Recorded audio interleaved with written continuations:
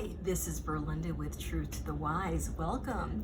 So our topic today is what really happened in the Garden of Eden.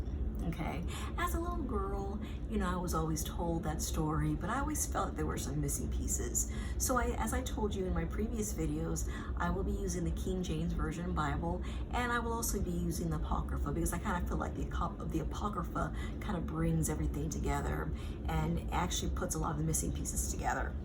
So one of the questions I've always had about the Garden of Eden was it really an apple? Okay, so when I actually studied for myself, because in Second Timothy 2:15 it does say, study to show yourself approved. So in the Apocrypha, in the book of Enoch, it says this. Enoch chapter 32 verses 3 through 6.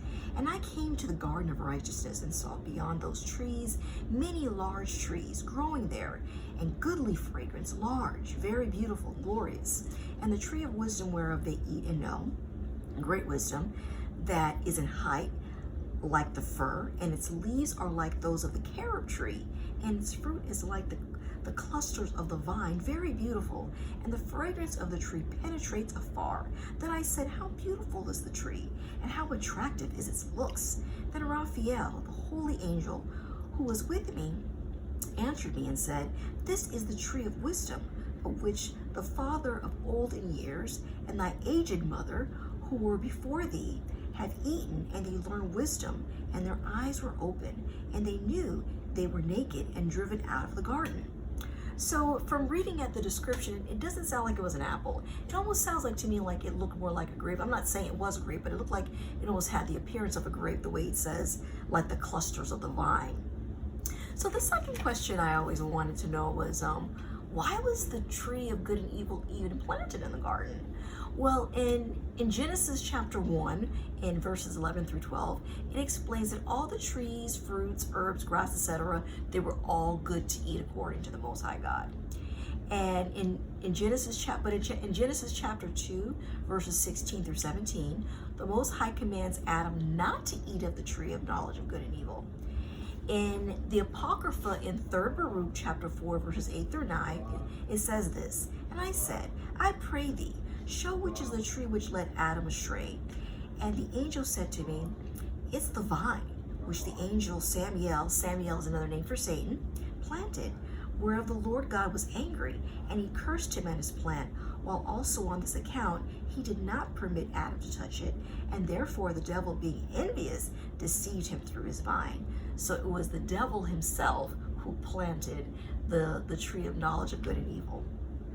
Another question I had was, why did God even permit this tree to be planted, right, in the Garden of Eden? Well, first things first, God doesn't force himself upon anyone. He doesn't force you to serve him. He gives you free will. And before Adam and Eve were even brought to the garden, the devil was already roaming the earth, okay? So he wanted to give Adam and Eve the choice to serve either him or the devil, okay? So in Matthew 6:24, it says, no man can serve two masters, for either he will hate the one and love the other, or else he will hold to the one and despise the other. You cannot serve God and mammon. And in Sirach chapter 17, which is in the Apocrypha, it does explain that the Most High created man to make righteous judgment. So they did know, Adam and Eve did know right from wrong. So it was their choice. It was God's perfect will for them to be immortal, to live in peace, have dominion over the earth, and but they chose death. So it was their choice. I hope you were edified by this, and please feel free to like and share this video and subscribe to this channel. And I hope I see you next time for part 2 of what really happened in the Garden of Eden. Be blessed.